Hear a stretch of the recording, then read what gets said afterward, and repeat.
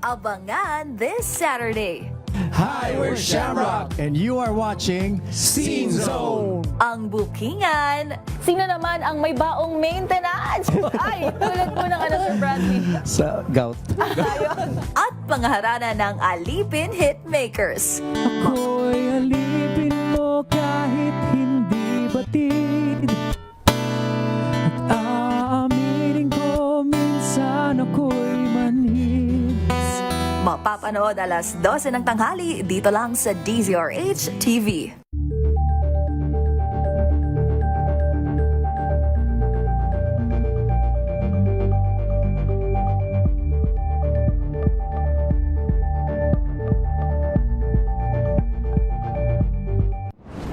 Kung good vibes ang hanap mo, dito ka na sa sigurado! Mula sa mga istoryang nagbibigay ng inspirasyon hanggang sa mga kwentong may dalang solusyon. Mga balitang pampagaan ang pakiramdam at papaganda ng araw. Hindi lang ba sa good news, kundi the better news. Mula Lunes hanggang Biyernes, 1:00 ng tanghali sa DZRH TV.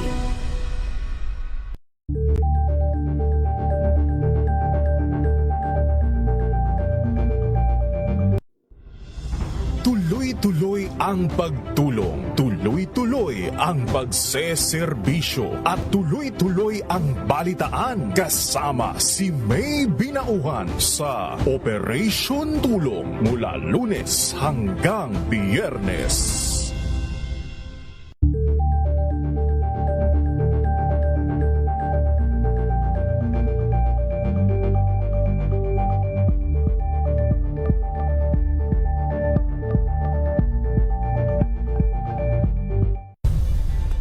Nagsimula sa pangarap hanggang sa maabot ang tagumpay. Iba't ibang kwento, iba't ibang mukha ng atletang Pilipino. Mas pinatindi, mas pinalakas, at mas pinaaksyon sa Match Point tuwing Sabado, 12:30 ng tanghali sa DZRH TV.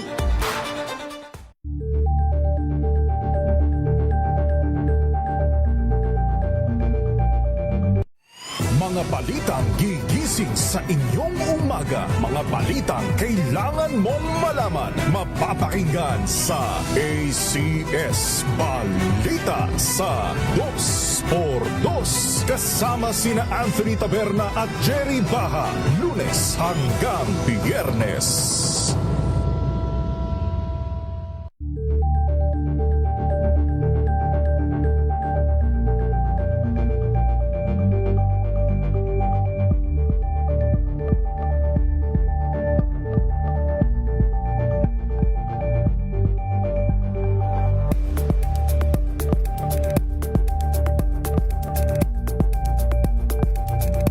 Tambalang Anthony Taberna at Jerry Baha ang gigising sa inyong umaga dahil lalatay ang humahagupit na diskusyon at komentaryo Lunes hanggang Biyernes sa 2x2.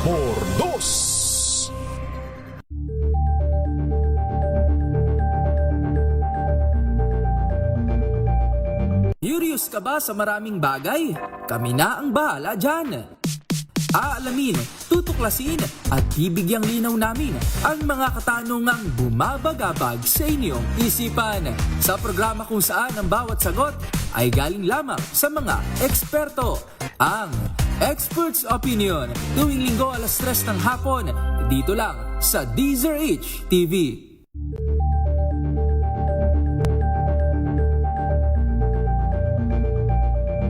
Alamin ang mga maiinit na isyung pambayan, mga balitang kailangan mong malaman, usapin sa pamahalaan, politika, ekonomiya at kabuhayan. Ito ang mga dapat mong malaman, pakialaman at pag-uusapan dahil kayo ang tinig ng mamamayan dito sa Damdaming Bayan. Live sa DZRH Radio, DZRH TV at DZRH Digital. Kasama sina Lakay, Deo Macalma at Elaine Apit. Araw-araw, Lunes hanggang Biyernes. Damdaming Bayan.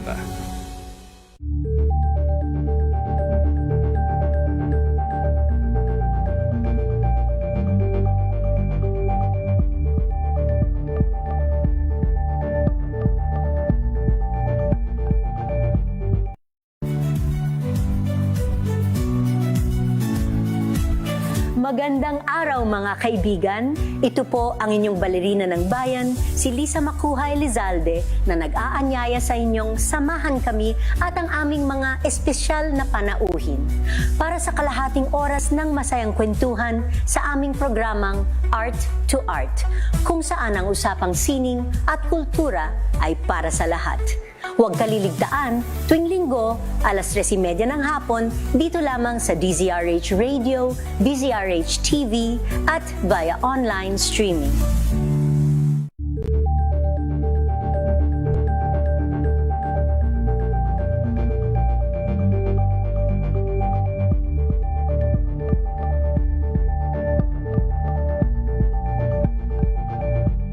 Ito ay bunsod ng naitalang 17 individual na ang kanilang naaresto. Ng Metro Manila Development Authority o MMDA ang No Contact Apprehension Policy o NCAP sa Metro Manila. Sa ang ilang mga dokumento ay peke. Hindi rin legal ang employment na ipinangako sa kanila. Sa mata ng batas, mananagot ang sangkot at may sala. Dahil sa bawat paglabag, may karampatang parusa. Alamin ang mga pananagutan sa likod ng mga bawal. Dito sa Hoy! Bawal Yan! Tuwing Sabado, alas 11:30 ng umaga. Dito lang.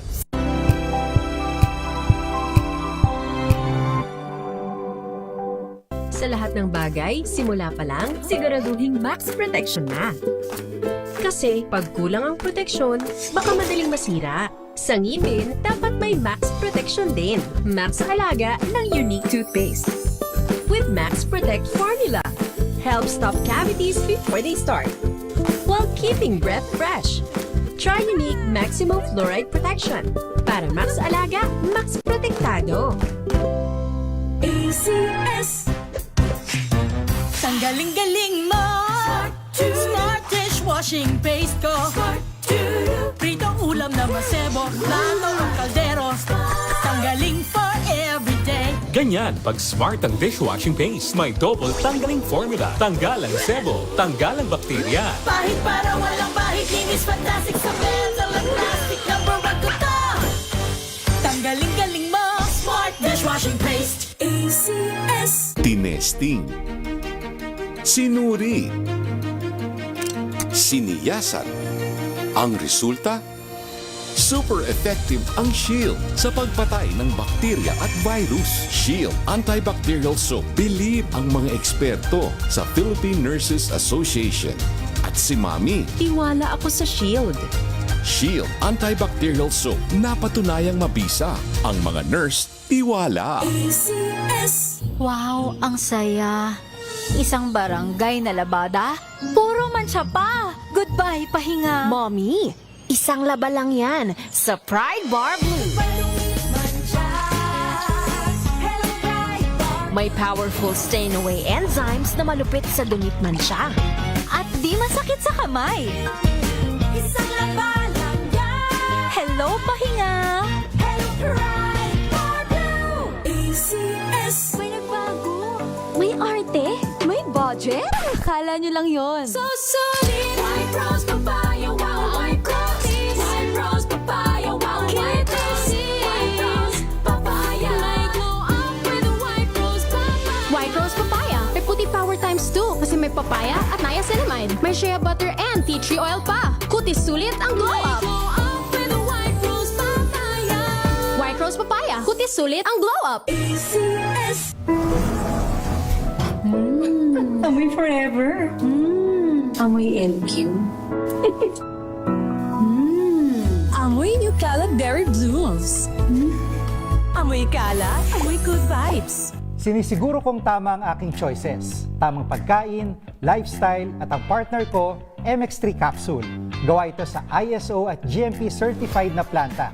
Tested and proven na may alpha, beta at gamma mangosteen. Helps avoid knee joint pain discomfort. Iwas-iwas sa sakit. Kailangan lang na long-term ang pag-inom. 2 capsules araw-araw. MX3, dito ako believe. Mahalagang paalala, ang MX3 capsule ay hindi gamot at hindi dapat gamiting panggamot sa anumang uri ng sakit. Amoy forever. Amoy LQ. Amoy New Calab Berry Blooms. Amoy kalat, amoy good vibes. Healthy Minute hatid sa inyo ng MX3. Hi, this is Dr. Edwin Bien. O baka naman, dumadaing na naman kayo ng masakit-sakit ang inyong mga kasukasuan. Lalo na sa panahon ngayon na papasok na ang taglamig. Yung iba po sa inyo ay naninigas. Ang inyong mga tuhod, ang inyong mga siko, pati na rin ang inyong mga daliri. Yung iba, nahihirapang tumayo galing sa pag-upo dahil sumasakit ang kanilang balakang. Alam po ninyo, ang inflammation, ang ugat ng mga kirot na ito. And of course, bilang doktor, marami sa inyo ang nakarinig na ng resetang anti-inflammatory medicine. But wait, there's more. Hindi naman pwede na puro tayo pain reliever na lamang dahil alam natin na ang matagal at mahabang pag-inom ng mga synthetic na pain relievers ay maaaring makasira sa ating mga organs. Dito pumapasok ang pag-inom ng mga natural supplements, lalo na ang nagtataglay ng alpha, beta at gamma nutrients. Mayroon po itong natural anti-inflammatory property na hindi nalalayo doon sa mga cyclooxygenase inhibitor. Ibig sabihin, binabawasan po nito ang nararamdaman nating kirot in a natural way without the side effects. Hanapin po ninyo sa merkado, MX3 na hango sa balat ng mangustin or pericarp ay isang magandang choice para sa kalusugan. Take it. It is safe and all natural. Baka hindi po ninyo alam na ang matagalang pag-inom ng mga pain relievers ay hindi lamang nagiging dahilan ng pangangasim ng sikmura, bagkus maaari pa itong makasira ng ating kidneys, maging ng ating atay dahil doon po sila dumaraan for metabolism and processing. Kaya the less pain relievers that we are taking, the better for our body. Muli, this is Dr. Edwin Bien. Mag-iingat po tayong lahat. Healthy Minute hatid sa inyo ng MX3. Amoy forever. Amoy LQ. Amoy Nucala Berry Blooms. Amoy Kala, amoy good vibes.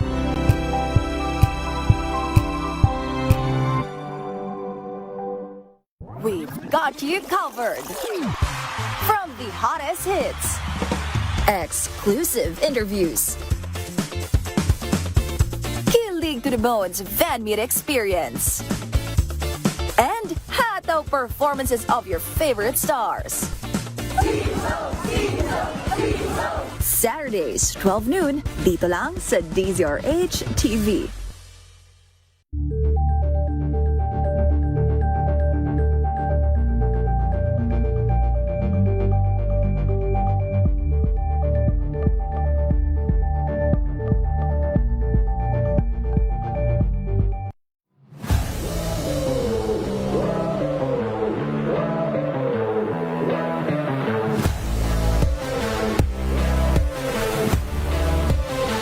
Morocco as a team, it's all about culture. Toughness is a good way to describe Morocco because, you know, we're not one of the most talented teams, but we're able to come together and make it work. Our team is not the most talented, but the grit and the grind and the heart and the hustle that we give every single game, that makes us a competitive and a professional team. Hi, kami ang Meralco Bolts at panoorin niyo ang aming episode sa DZRH TV Matchpoint. Mabuhay Atletang Pilipino!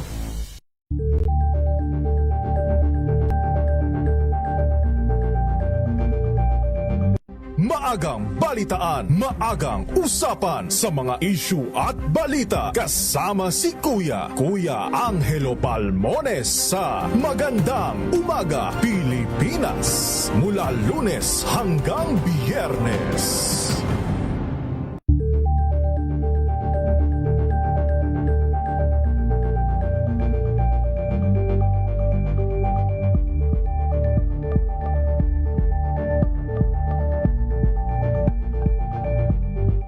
Abangan this Saturday. Hi, we're Shamrock, and you are watching Scene Zone. Ang bookingan. Sino naman ang may baong maintenance? Ay, tulad po ng Sir Bradley. Sa gout. Ayun. At pangharana ng Alipin Hitmakers. Ako'y alipin mo kahit hindi batid. At aamin mapapanood alas 12 ng tanghali dito lang sa DZRH TV.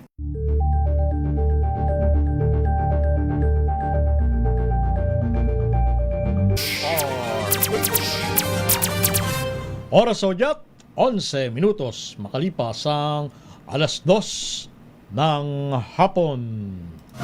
Walang patid na balita, walang tigil na impormasyon at tuloy-tuloy na reports kasama ang buong puwersa ng DZRH sa buong Pilipinas. Mula Luzon, Visayas at Mindanao, lahat ng malalaking balita, maiinit at viral. Hagip ng pinakamalawak na newscast sa buong Pilipinas. Rapido, hataw, balita. Rapido, hataw, balita. Kasama sina Ray Sibayan at Romel Fuertes. Rapido, hataw, balita. Mga malalaking balita, hataw na.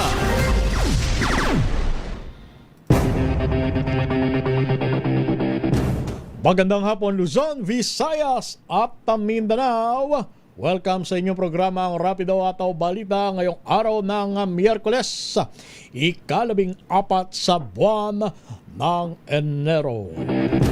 Sa ngalan nila kay Ray Sibayan, ito ang inyong lingkod, si Romel Fuertes, para sa DZRH, una sa Pilipinas, una sa Pilipino. Narito ang ating headlines. Signal number 1 nakataas na sa 6 na lugar dahil sa bagyong Ada ayon sa Pag-asa. Businessman at gambling tycoon Atong Ang, 17 iba pa, pinaaresto na kaugnay sa missing Sabongeros. Malacanang ipapaubaya sa mga mambabatas ang pagresolba kung may ihahain na panibagong impeachment complaint laban kay Vice President Sara Duterte. Senator Amy Marcos, ginugulo lang ang Senate Blue Ribbon investigation ayon kay Senador Ping Lacson. Barm elections, malaking posibilidad na hindi na naman matuloy sa March 30 ayon sa COMELEC. PNP handang maglaan ng technical expertise sa forensic audit ng Cabral Files. At may higit sa 81 milyong pisong halaga ng shabu basamsam sa Pasay City. Ginang na namatay sa sakal ng asawa na tuklasan sa loob ng garbage bag sa Samal, Bataan.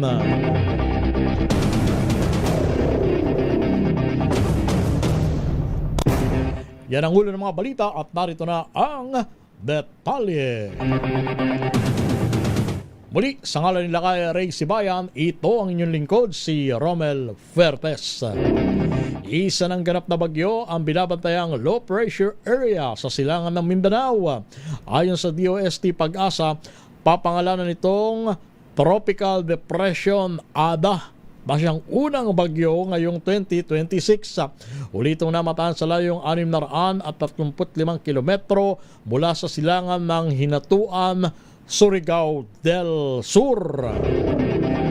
Paglay ng Tropical Depression Ada, ang lakas ng hangin aabot sa 45 kilometro bawat oras malapit sa gitna at may pagbugso naabot ng hanggang sa 55 kilometro bawat oras. Habang kumikilos naman pahilaga kanluran sa bilis na 35 kilometro bawat oras. Sa ngayon nakataas na ang signal number 1 sa Northern Samar, lalawigan ng Samar, Eastern Samar, Dinagat Islands, Surigao del Norte at Surigao del Sur. Patay sa forecast ng Pag-asa, posibleng maglandfall ang bagyong Ada sa bahagi ng Eastern Visayas sa Biyernes ng gabi or sa Sabado ng umaga. Inaasahan din lalakas pa ang bagyo hanggang sa maging tropical storm category. Maglabas na ng warrant of arrest ang Santa Cruz Laguna Regional Trial Court Branch 26 laban sa negosyanteng si Charlie Atong Ang at sa 17 iba pa kaugnay sa kaso ng mga nawawalang sabongero.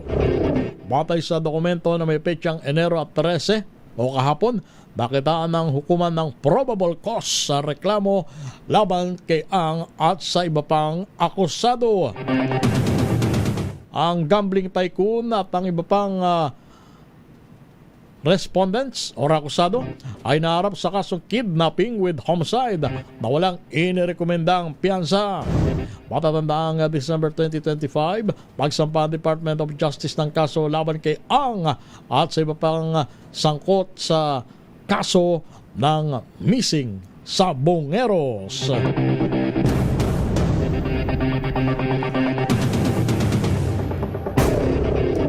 Handa naman ang Philippine National Police na ipatupad ang warrant of arrest laban sa kontrobersyal na negosyante at gambling tycoon na si Charlie Atong Ang kaugnay sa kaso ng missing sabongeros. Kaso nito na ipinalabas na warrant of arrest ng RTC Branch 26 ng Santa Cruz, Laguna laban kay Ang at sa iba pa para sa kasong kidnapping with homicide. Ayon kay Acting PNP Chief Lieutenant General Jose Melencio Nartates Jr., nakikipag-ugnayan ng PNP sa Regional Trial Court ng Santa Cruz para sa agarang pagpatupad ng arrest warrant. Natukoy na din naman ng pulisya ang mga posibleng kinaroroonan ni Ang kung saan isisilbi ang warrant of arrest. Meron tayong 18 minutos makalipas ang alas 2 ng hapon. Pero meron muna tayong Flash Report! Flash Report! Meron ng update or development sa kaso ng missing sabongeros na pinaghahanap. At ayon sa report ni Edniel Parosa, 15 na kabilang 6 na sibilyan ang naaresto ng CIDG. Edniel Parosa. Edniel. Lakay Romel, umabot na sa 15 akusado sa kaso ng mga nawawalang sabongero ang agad o mabilis na naaresto ng Philippine National Police. Ito ay matapos nga maglabas ng arrest warrant nitong Santa Cruz, Laguna RTC Branch 26 para sa non-bailable na kasong kidnapping with serious o kidnapping with homicide at kidnapping with serious illegal detention laban sa negosyanteng si Charlie Atong Ang at 17 iba pa. Kinumpirma dito sa Campo Crame ni CIDG Director Police Major General Robert A.A. Morico II. Kinabibilangan ito ng 9 na pulis na unang inilagay sa restricted custody at 6 na sibilyang mga security ng negosyante at mga empleyado rin ng kanilang sabungan. Patay naman sa monitoring ng PNP ay hindi pa nakalalabas ng bansa ang gaming lord na si Atong Ang. Pakinggan natin itong pahayag ni General Morico. Before nangyari po ang anong ito, they are already under surveillance. They are arrested. Kailan siya sila na-arrest? Just today. Puro sila, sir, security. Some of them are security, some of them are employees nung was this yung sabungan.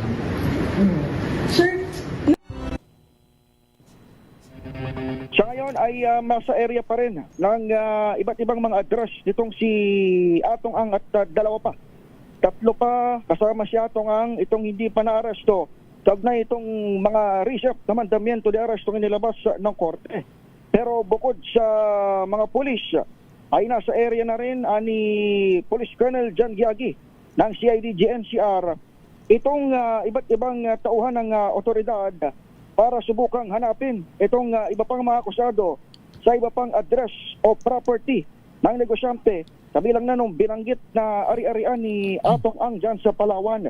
Bagamat opsyon, Lakay Romel, itong pagsuko, malaki naman ang posibilidad ni CIDG na magtago at hindi agad demantad ito gaming industry tycoon. Pakinggan natin si Police Colonel Giagi.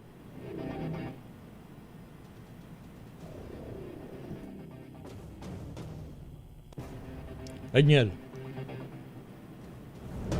Muli ang tinig ng CIDG NCR Director, Police Colonel John Giagi. Edniel.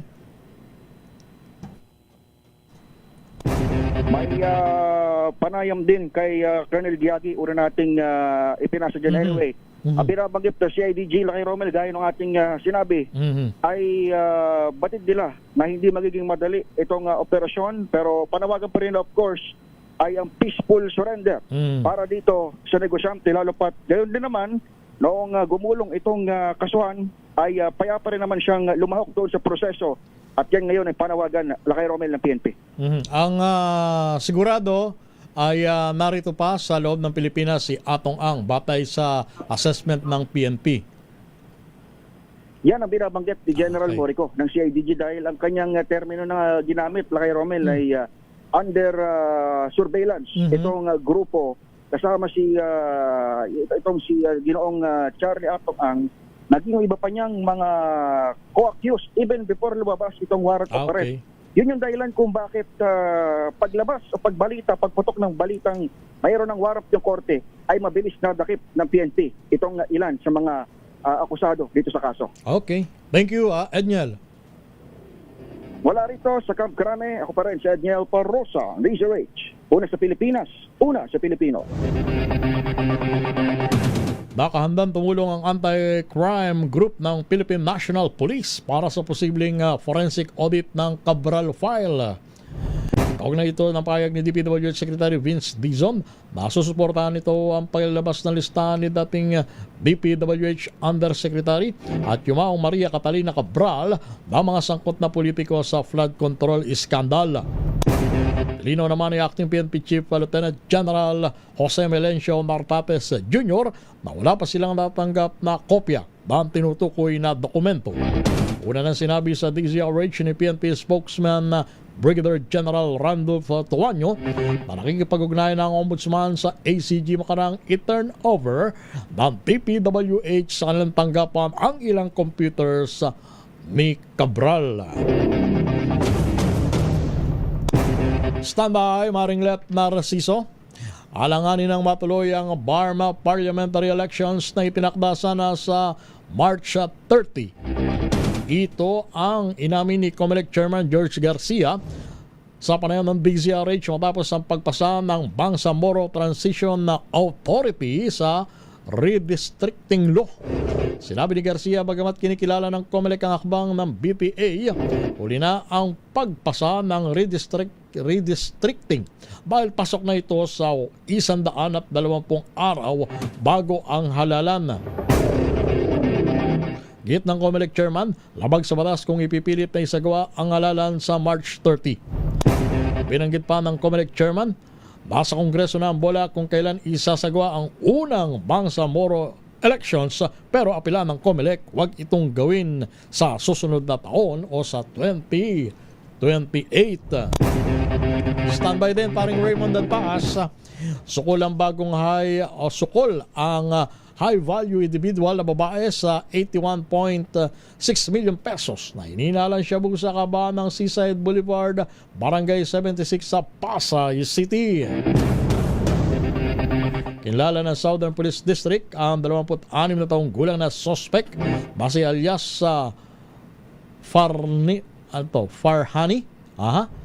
Farhani pagad nag-invoke ng kanyang constitutional right matapos maaresto. Naaktuhan siya ng mga operatiba ng Substation 10 ng Pasay Police Station na may bitbit na 2 eco bag na naglalaman ng kabuang 12 kilo ng droga. Isinagawa ang operasyon kasunod ng verified intelligence information na natanggap ng kapulisan mula sa isang confidential informant. Dinala ang suspect sa Substation 10 para sa documentation bago bitbitin sa Pasay City General Hospital para sa kaukulang physical examination.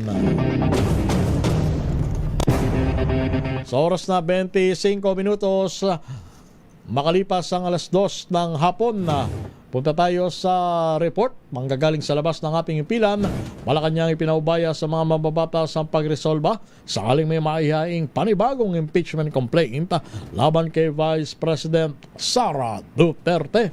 Ibalita mo yan, Marriage number 14, Let Narciso. Marinlet. Romel, muling dumistansya ang Malacanang sa usapin ng impeachment laban kay Vice President Sara Duterte. Kasunod ito ng pahayag ng ilang kongresista na wala umanong massive support sa impeachment sa Vice Presidente at kailangan ng go signal ng Presidente para umusad ang naturang hakbang. Sa press briefing, iginulit ni Palace Press Officer Claire Castro na hindi saklaw ni Pangulong Ferdinand Marcos Jr. ang anumang ginagawa sa Kongreso. Ayon kay Castro, basta't naniniwala ang Pangulo na kung sakaling may maihaing reklamong impeachment laban kay VP Sara, ay dapat itong itrato kagaya ng masusing investigasyon sa maanumalyang flood control projects para mapanagot ang dapat managot. Sabi pa ng opisyal, matalino naman at may konsensya ang mga mambabatas, kaya alam ng mga ito na ang kanilang ginagawa ay para sa taong bayan at hindi lang sa interes ng iilan. Desisyon na anya ng mga miyembro ng Kamara kung paano re-resolbahin sakaling may maghain ng impeachment complaint. Narito si Yusek Castro. Alam po nating lahat na ang mga mababatas ay binoto dahil sila po ay may puso, may talino, at may konsensya. Alam nila ang tama at mali. Alam nila na ang kanilang gagawing trabaho ay para sa taong bayan, hindi para sa ilan lamang. So, sila na po. Nasa pagdidesisyon po nila yan kung magkakaroon po ng pagsasampa ng impeachment complaint at kung ano po ang kanilang gagawing pag-resolve patungkol siya. Si PCO Undersecretary Claire Castro. Ito si Let Narciso para sa DZRH. Una sa Pilipinas, una sa Pilipino. Samantala sa Senado naman, Senator Amy Marcos, ginugulo lang ang Senate Blue Ribbon Investigation ayon kay Senador Ping Lacson. Paring Raymond at pa sa detalye. Paring Raymond. Paring Romel, insulto sa Senate Blue Ribbon Committee ang mga pahayag ni Senador Amy Marcos. Ito ang deklarasyon ni Senador Panfilo Ping Lacson na siyang chairman ng komite. Sa kakapitan sa Senado ngayong hapon, sinabing Lacson na ginugulo lang ni Senador Amy ang investigasyon dahil una-una ay walang pinipigilan ng senador na magtanong at magsalita. Hindi rin dumalo sa anumang hearing ng Senate Blue Ribbon Committee si Senador Amy, kaya wala itong karapatang magreklamo. Narito si Senador Ping Lacson. Gulo, hindi nakakatulong. Kasi unang-una, wala talagang pagpipigil o pagbabawal na ginagawa, particularly ang chairman o sinong miyembro ng komite na nag-aattend ng hearing. Sino kami para magbawal sa kasamahan namin? No? So talagang masyadong insulto sa integridad ng Senate Blue Ribbon Committee. Sa amin lahat, for that matter. Even to herself, kasi member siya ng Blue Ribbon eh. Hindi nga siya nag-a-attend, so paano niya masasabi na pinagbabawalan siya o sila? So, anong intention niya? Sirain yung credibility ng investigation ng Senate Blue Ribbon Committee? Hindi ko alam, kasi even earlier, di ba marami siya sinasabi sa inyo na may babaliktad. Hindi ko alam bakit ginugulo niya. I think you better ask herself or her regarding that issue. Sa kanyang opening statement, tahasang sinagot ni Senador Lacson ang mga personal na pasaring ni Senador Amy. Ito ay nang sabihin ni Senador Marcos na naghahamon na ng sabunutan si Senador Lacson. Diin ni Lacson hindi peke ang kanyang buhok at walang peke sa kanyang mukha. Hindi rin naman ito bakla, kundi isang tunay na lalaki, no offense men sa mga bading sa ating lipunan. Narito muli si Senador Ping Lacson. Magsabunutan daw kami. Yan ang reaction ni Senator Amy Marcos sa issue ng di umano ay pork barrel sa 2026 GAA, allocables and her baseless insults and untruthful criticisms against the Senate Blue Ribbon Committee, which I chair. Either Senator Amy thought na piluka yung buhok ko or she was insinuating na bakla ako. Kaya siya nagamon ng sabunutan. On both counts, I say nothing can be farthest from the truth. Una, hindi po piluka ang aking buhok. Idugtong ko na rin na walang peke sa mukha ko. Hindi rin pustiso ang ngipin ko. My teeth are all mine. Ulitin ko, walang peke sa anumang bahagi ng aking mukha. Pangalawa, lalong hindi ako bakla. At kung iniisip ni Senator Amy na bakla ako, wala siyang maaaring makita na macho dito sa mundo. Ang bahagi ng tugon ni Senador Ping Lacson. Ito si Aaron Squante, Raymond Advance para sa DCRH, una sa Pilipinas, una sa Pilipino. Paring Raymond.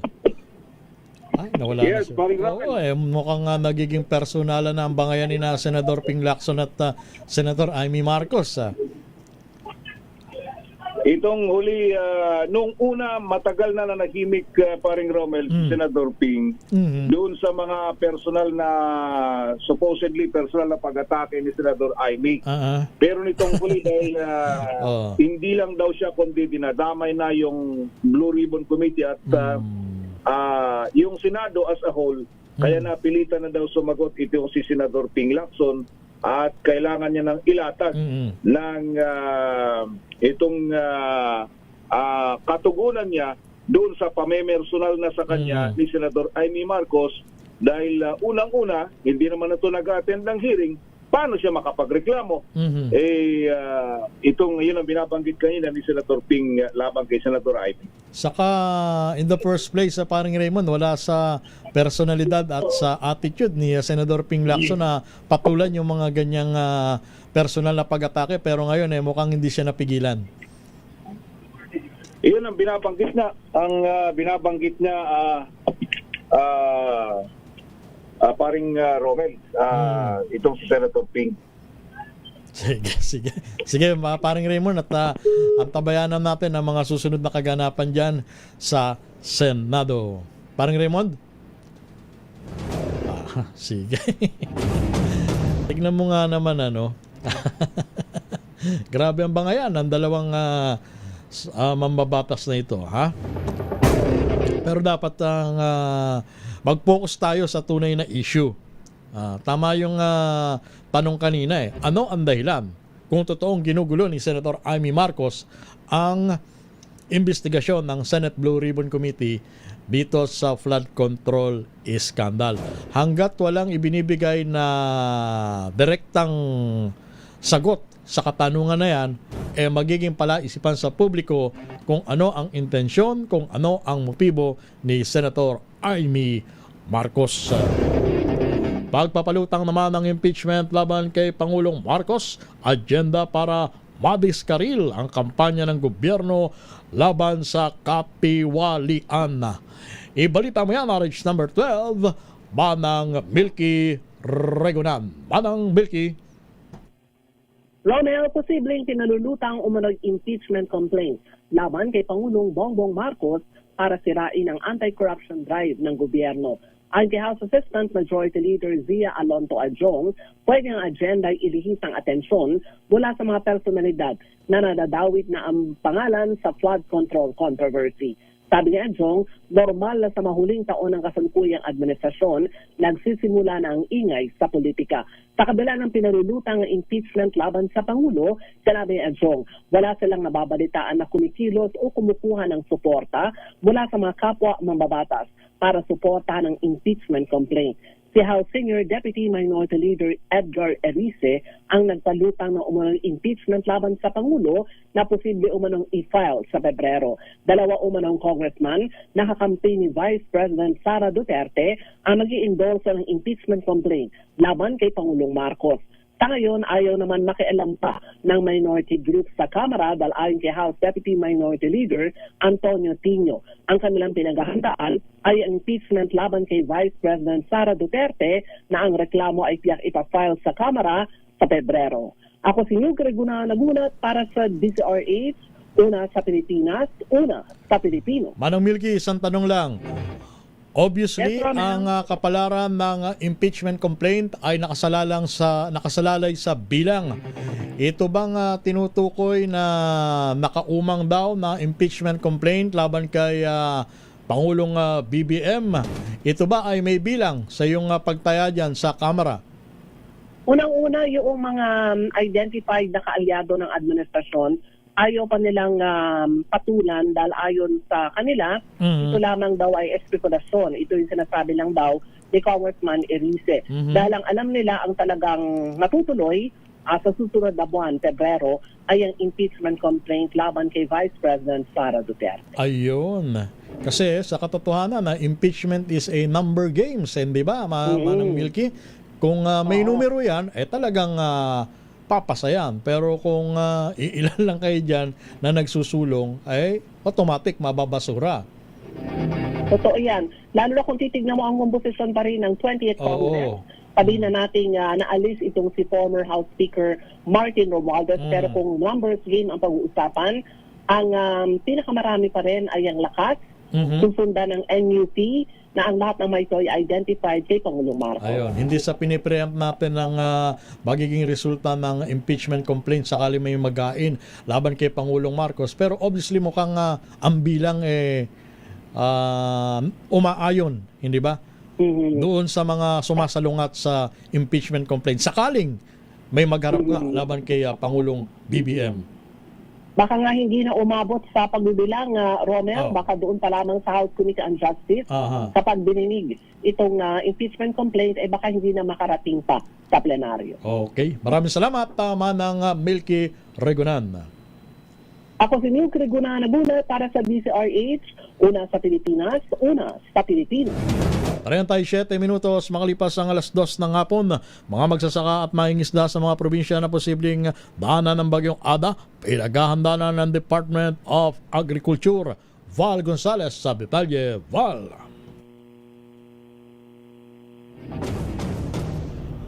Gonzales, asan ka? Wala pa si Val. Pasok muna natin si Giselle Ricafort, Palacio Camara. Walang papel sa pag-terminate sa mga kontrata ng Leviste Solar Firm sa DOE. Giselle Ricafort. Giselle. Lakay Romel, idinistansya ng Department of Energy ang palasyo ng Malacanang. Gayon din yung Kamara sa pag-terminate nito sa halos 12,000 na megawatts na kontrata ng Solar Philippines na itinatag ni Congressman Leandro Leviste ng Batangas. Sa panayam ng DZRH News, sinabi ni Energy Secretary Sharon Garin na hindi na sila kailangang utusan pa dahil mandato daw ito ng kagawaran. Sa katunayan, nagkansela na raw ang DOE ng mga kontrata ng nabanggit na kumpanya noong 2019 at 2024 bilang bahagi ng tauna nilang paglilinis sa hindi maaasahang developers. Pakinggan natin.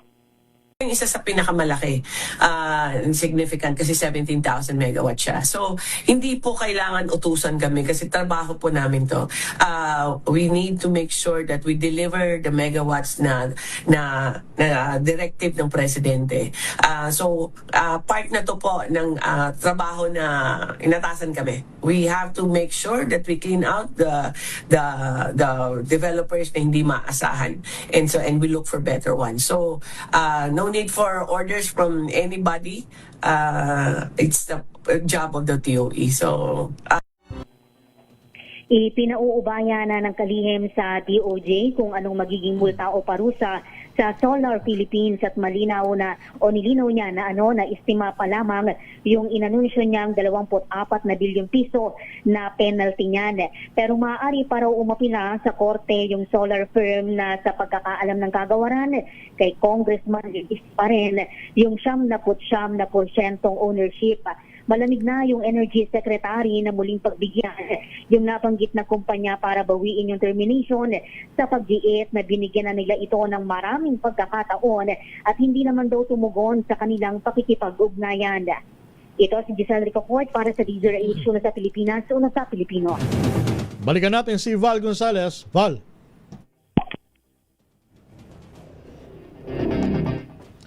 Dito muna tayo sa report ni Boy Gonzales sa Bureau of Customs. Nakasamsam ng 61.7 billion pesos na halaga ng smuggled goods noong 2025. Boy Gonzales, sa detalye, Boy.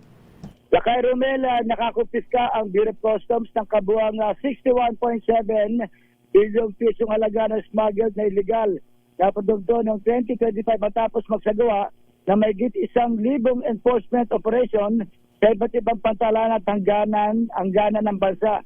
Ayon sa BOC, kabilang sa pinakamalaking kasnasamsam ang 28.47 billion na general commodities, 17.72 billion na peking produkto, 5 na illegal na droga, 4.8 billion na wildlife at natural resources at 1.86 billion na tabako. Nakapagsagawa na rin ang ahensya ng 85 operasyon laban sa agricultural smuggling na nagresulta sa sa pagkakasamsam na may sa 622 milyong halaga ng produktong agrikultura upang maigpit na ipatupad ang batas. Binawi o sinistigyan ng BOC ang akreditasyon ng 40 importers at 12 customs broker at naghain ng 64 na kasong kriminal sa Department of Justice kabilang ang 31 kaugnay sa agricultural smuggling. Patuloy din ipinatupad ng ahensya ang fuel marking program kung saan namarkahan ang 21.102 billion litro ng fuel na nagresulta sa 247.12 billion buwis para sa pamahalaan. Sa bahagi ng asset recovery, nakabawi ang BOC ng 30 sakyan na mga luxury na iniugnay sa pamilya Diskaya na kabilang sa naunang investigasyon ng Senado. 13 sa mga ito ang isinailalim na sa warrant of seizure and detention, habang 5 ang na-auction na at nagkakalaga ng 47.762 million na iniremit sa National Treasury.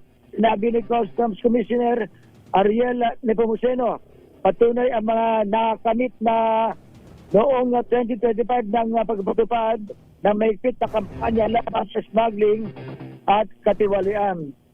Ito si Boy Gonzales para sa Disares, una sa Pilipinas, una sa Pilipino. Val Gonzales, subukan natin. Val. Romel, ngayon pa lamang ay inaalerto na ng Department of Agriculture ang mga magsasaka at mangingisda sa posibleng banta ng bagyong si Ada. Ito ay kasunod na rin ng weather bulletin na nilabas ng PAGASA DOST. Nakabilang sa inaasahang maapektuhan ng bagyo ang malaking bahagi ng Samar Provinces sa Eastern Visayas, maging ang Caraga Region sa northeastern part ng Mindanao. Kaya naman sa nilabas na advisory ng DA Disaster Risk Management ay pinayuhan ang mga magsasaka na anihin ng kanilang mga palay at mga gulay na marinang anihin bago pa maapektuhan ng pag-ulan at malalakas na hangin na dala ng bagyo. Sabi ng DA, ilagay sa ligtas na lugar ang mga reserbang binhi, planting materials, farm inputs at mga farm machineries. Pinalilinis na rin ng DA ang mga daluyan ng tubig sa mga irigasyon at mga pilapil upang maiwasan ang mga pagbaha. Maging ang mga mangingisda ay pinayuhan na ring hanguin ng maagang mga isda at ipagpaliban na muna ang pagpapalaot lalo na sa mga lugar na nakararanas na ng malalakas na hangin at alon dahil sa bagyong Ada. Batay sa huling report na inilabas ng PAGASA DOST, ang Tropical Depression Ada ay huling namataan sa layong 635 kilometro silangan ng Hinatuan, Surigao del Sur. Nagtataglay ito ng lakas ng hangin na 45 kilometro kada oras at buksong aabot sa 55 kilometro kada oras sa bilis na 35 kilometro pahilagang kanluran. Sa ngayon ay 5 mga probinsya na ang nasa ilalim ng Tropical Cyclone Warning Signal number 1, kabilang ng Samar, Northern at Eastern Samar, maging sa isla ng Dinagat at mga lalawigan ng Surigao del Norte at Surigao del Sur sa bahagi ng Mindanao Region. Ako si Val Gonzales, DZRH, una sa Pilipinas, una sa Pilipino. Mahigit naman sa 54 na milyong pisong halaga ng Cebu, Basabat, mga operatiba ng PIDEA Cebu. RH number 27, Mr. Noche Kakas, Mr. Noche. Romel, nasa 54.4 million na halaga ng shabu ang nasabat sa bypass operation ng Philippine Drug Enforcement Agency sa Naga City sa Cebu. Labing week sa operasyon, ang target na si alias Clifford, isang driver ng South Poblasyon, Naga City sa Cebu.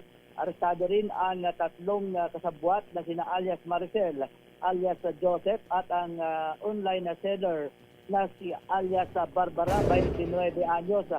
Ayon sa report na nakarating sa PIDEA headquarters sa Quezon City, 8 pakete na may 8,000 grams ang timbang ng shabu ang nasamsam na may kabuuang halaga ng mahigit 54 million pesos. Kumpiskado rin ang isang 4-wheel motor vehicle na ginagamit umano sa illegal drug activities ng mga suspect.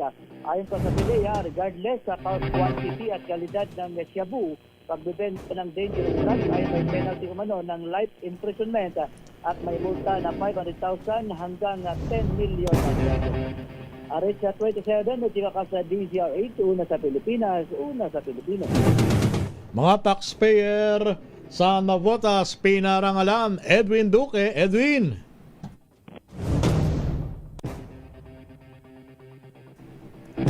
Edwin Duque. At sa ating pagbabalik, Ratchada Probinsya. oras natin 14 minutos bago sumapit ang alas 3 ng hapon. Ang oras na yan ay hatid sa inyo na.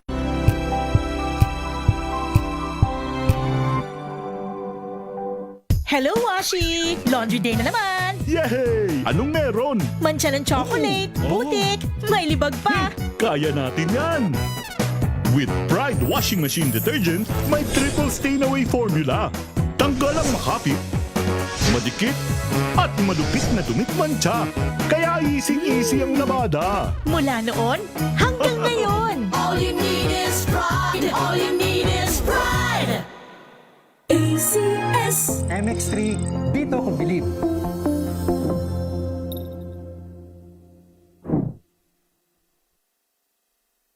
Mahalagang paalala, ang MX3 capsule ay hindi gamot at hindi dapat gamiting panggamot sa anumang uri ng sakit.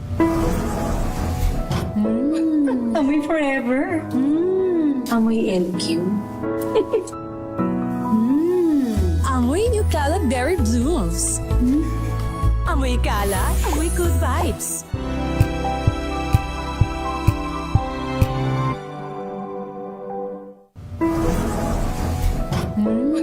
Amoy forever. Amoy LQ. Amoy New Cala Berry Blooms. Amoy Cala, amoy good vibes.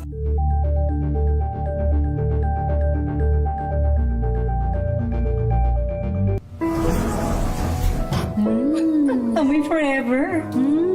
Amoy LQ. Amoy New Cala Berry Blooms. Amoy Cala, amoy good vibes.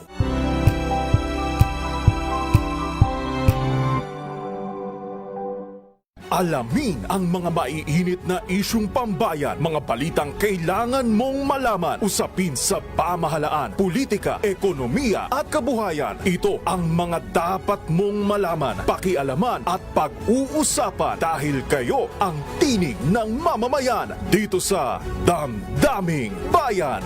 Live sa DZRH Radio, DZRH TV at DZRH Digital. Kasama sina Lakay, Deo Macalma at Elaine Apit. Araw-araw, Lunes hanggang Biyernes. Damdaming Bayan.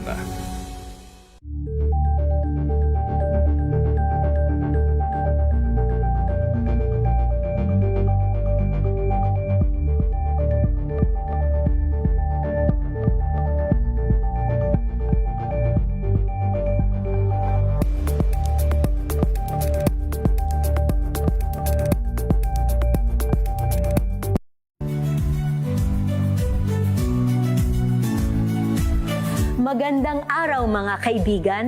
Ito po ang inyong balerina ng bayan, si Lisa Makuha Elizalde, na nag-aanyaya sa inyong samahan kami at ang aming mga espesyal na panauhin para sa kalahating oras ng masayang kwentuhan sa aming programang Art to Art, kung saan ang usapang sining at kultura ay para sa lahat. Huwag kaliligtaan, tuwing linggo, alas 3:30 ng hapon, dito lamang sa DZRH Radio, DZRH TV, at via online streaming.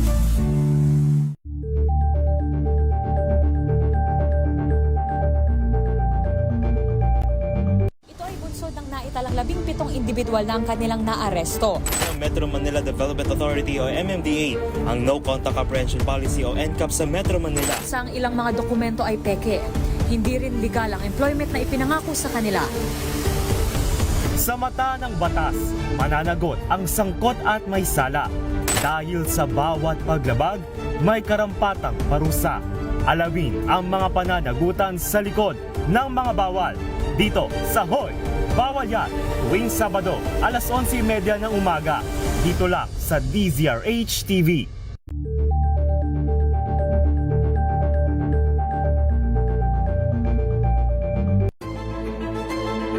Pakikinggan ang bawat panig. When you fight for justice, think about the queer people. Kung ay hindi kami magkukwento. Sino ang magkukwento para sa amin? Ang mga panawagan, ipababatid. Hindi talaga ito masusing pinag-aralan ng gobyerno.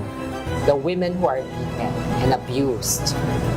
It's time to listen to their voices. Tunghayan ang iba't ibang boses, mga kwento mula sa iba't ibang anggulo. Dito lang sa Point of View. Mapapanood tuwing linggo, alas 12 ng tanghali sa DZRH TV.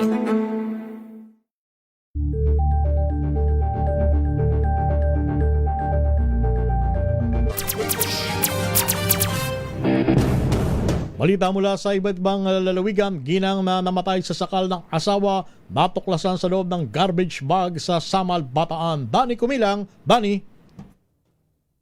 Isang 36 anyos na ginang ang natagpuang wala ng buhay at nagdas na sa loob ng isang garbage bag sa kanyang tahanan sa sitio Adamson, Barangay Gugo, Samal, Bataan, bandang alas 6 kagabi. Kinilala ng Samal Municipal Police Station ang biktima na si Jenelyn Asocro Santiago, residente na nasabing lugar. Ayon sa ulat, na-discovery ang insidente matapos mapansin ng kapatid mismo ng biktima na si Jennifer Asocro Mendoza ang nasangsang na amoy na nagmumula sa bahay ng biktima. Nang walang tumugon sa kanilang pagtawag at mapansing nakakandado ang bahay, humingi sila ng tulong sa pulisya. Sa pilitang binuksan umano ng mga responding police ang pinto kung saan natagpuan sa loob ng silid tulugan ang isang plastic garbage bag na naglalaman ng walang buhay na katawan ng biktima. Lumabas sa paunang investigasyon na ang biktima ay pinatay umano sa pamamagitan ng sakal na kanyang asawa. Nakipag-ugnayan na ang Samal PNP sa Scene of the Crime Operative SOCO para sa masusing pagproseso ng lugar, habang patuloy ang follow-up investigation upang matukoy at matunton ang kinaroroonan ng suspect na isang CQ. Dani Kumilang, RH37 DCRH, una sa Pilipinas, una sa Pilipino. May isang bangkay naman ng lalaki ang natagpuan sa ilalim ng tulay sa Batangas. Eric Dastas sa detalye.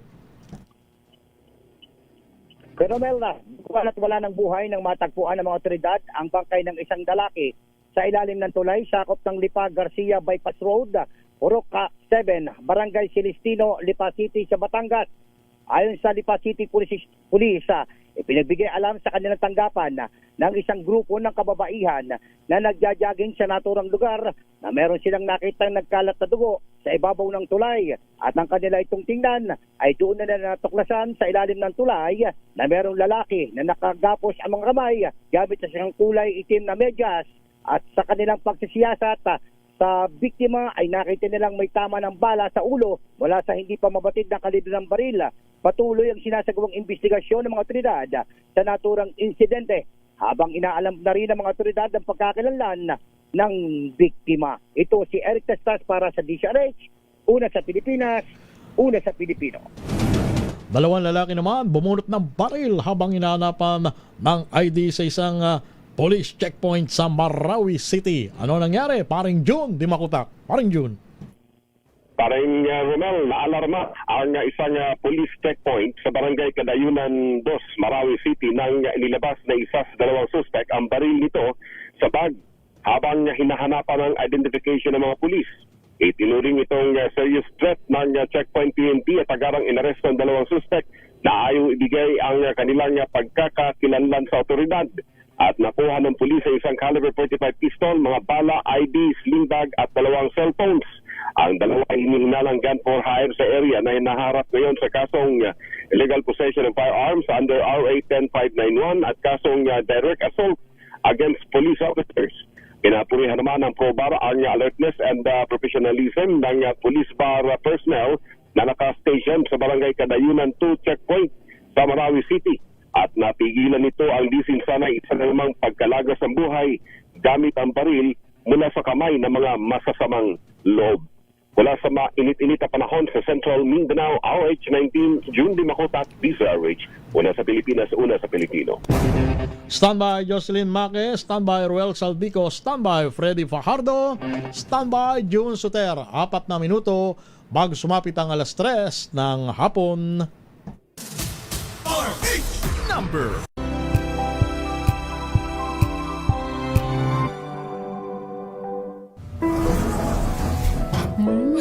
Amoy forever. Amoy LQ. Amoy New Cala Berry Blooms.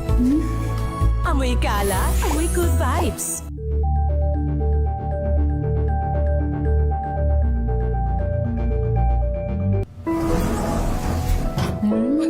Amoy forever. Amoy LQ. Amoy New Cala Berry Blooms. Amoy Cala, amoy good vibes.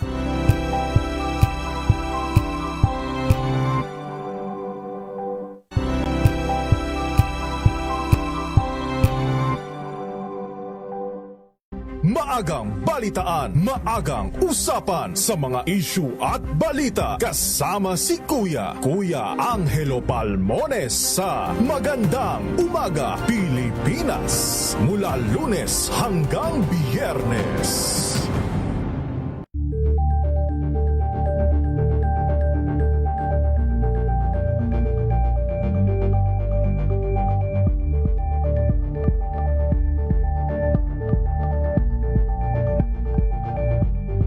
Abangan this Saturday. Hi, we're Shamrock, and you are watching Scene Zone. Ang bookingan. Sino naman ang may baong maintenance? Ay, tulad po ng Sir Bradley. Sa gout. Ayun. At pangharana ng Alipin Hitmakers. Ako'y alipin mo kahit hindi batid. At aaminin ko minsan ako'y manhid.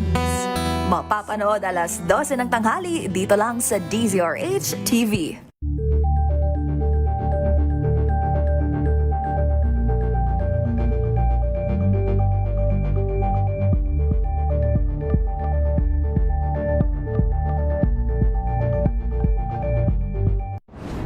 Kung good vibes ang hanap mo, dito ka na sa Sigurado!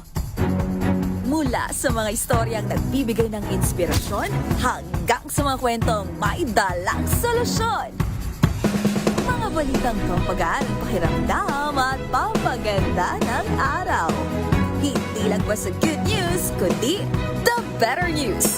Mula Lunes hanggang Biyernes, 1:00 ng tanghali sa DZRH TV.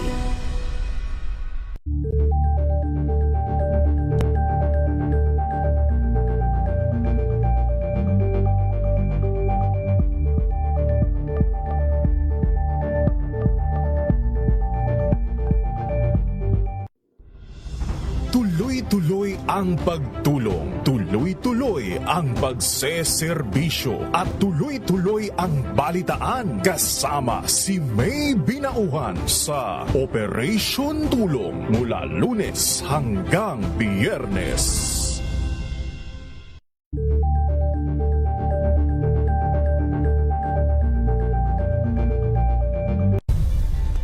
Nagsimula sa pangarap hanggang sa maabot ang tagumpay. Iba't ibang kwento, iba't ibang mukha ng atletang Pilipino.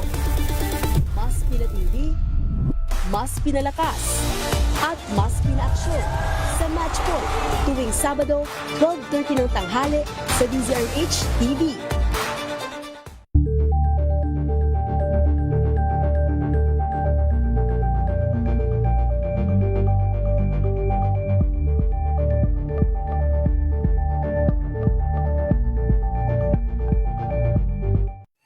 Mga balitang gigising sa RH. 1.5 milyong pisong halaga ng shabu, masamsam magkapatid arestado sa Iloilo.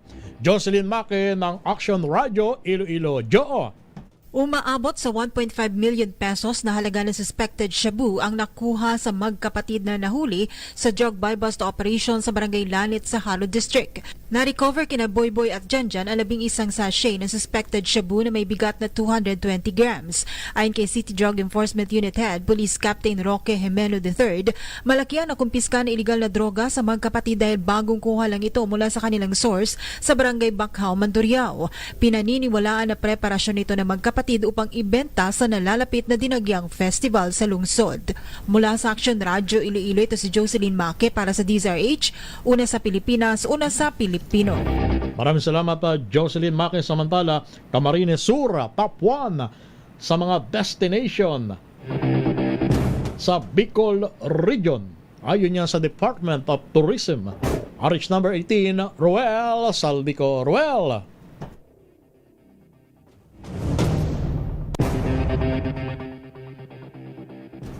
Roel Saldico.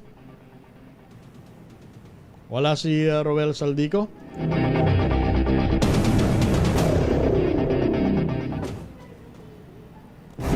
Sige, dito muna tayo. Mahigit 1,000 at narang nakumpiskang paputok. Winasak naman sa Mati City sa Davao Oriental. June Suter ng Action Radio Davao. Winasak ng Davao Oriental Police Provincial Office o DOPPO ang kabuuhang 1,416 piraso ng sari-saring paputok at pyrotechnic devices na nasamsam sa mga operasyon ng Philippine National Police noong holiday season. Isinagawa ang disposal sa pamamagitan ng controlled burning bandang alas 2 ng hapon kahapon, Enero 13, 2026 sa DOPPO compound sa Barangay Dahican, Mati City, Davao Oriental. Pinangunahan ang aktibidad ni Police Colonel Richie Bucol, Provincial Director ng DOPPO, kasama sina Police Major Gladine Manzano, Acting Chief ng Provincial Operation Management Unit at iba pang mga unit sa Provincial ng Davao Oriental. Nasaksihan ang pagsira sa mga paputok na mga kinatawan mula sa Barangay Dahican, Media, DNR Pinro, Provincial Disaster Risk Reduction and Management Office at Bureau of Fire Protection bilang bahagi ng transparency at pagsunod sa may tinakdang safety procedures. Ayon sa DOPPO, bahagi ang aktibidad ng patuloy ng kampanya ng kapulisan o papapanatili ang kaligtasan ng publiko at maiwasan ang sunog at mga pinsalang dulot ng ipinagbabawal na paputok, lalo na sa mga panahong mataas ang panganib ng aksidente sa komunidad. Ito si June Suter para sa DZRH. Una sa Pilipinas, una sa Pilipino. Balikan natin si Roel Saldico. Roel. Nangunang dalawigan ng Camarines Sur bilang pangunahing destinasyon ng mga turista sa Bicol Region. Ayon sa 2025 year-end na datos naman ng Department of Tourism sa Regional Office No. 5. Ayon kay Department of Tourism Regional Director Herbie Aguasa, umabot sa 721,631 ang total tourist arrival sa probinsya, kung saan 708 naman at 367 ang mula naman sa lokal, habang 13,264 ang mula naman sa mga foreign na tourists. Well, ang number one natin pa rin Kamsur. Talagang ang Kamsur talagang iyan ang isa sa pinaka dinadayo. Actually, andyan yung faith tourism kasi. Yung pilgrim kay Mahal na Ina, yung Peña Francia, talagang year-round. It's not only during September. From January to December, may mga pumupuntang mga devotee. Same time, nandyan yung CWC, nandyan yung Karamuan. Yung Karamuan kasi, nandyan yung ating Survivor series, na which is every month may at least 1,000 foreigners ata ang may dadala ng Karamuan. So talagang malaki po ang bagay yung mga ganyang pagdadating. Kabilang sa mga dinarayong lugar ang Kamsur Water Sports Complex, Karamuan Island, Mount Isarog Natural Park, mga heritage sites at pilgrim destination katulad ng Peña Francia Fiesta at ang Kaugang Festival na tinaguriang the hottest festival in the world.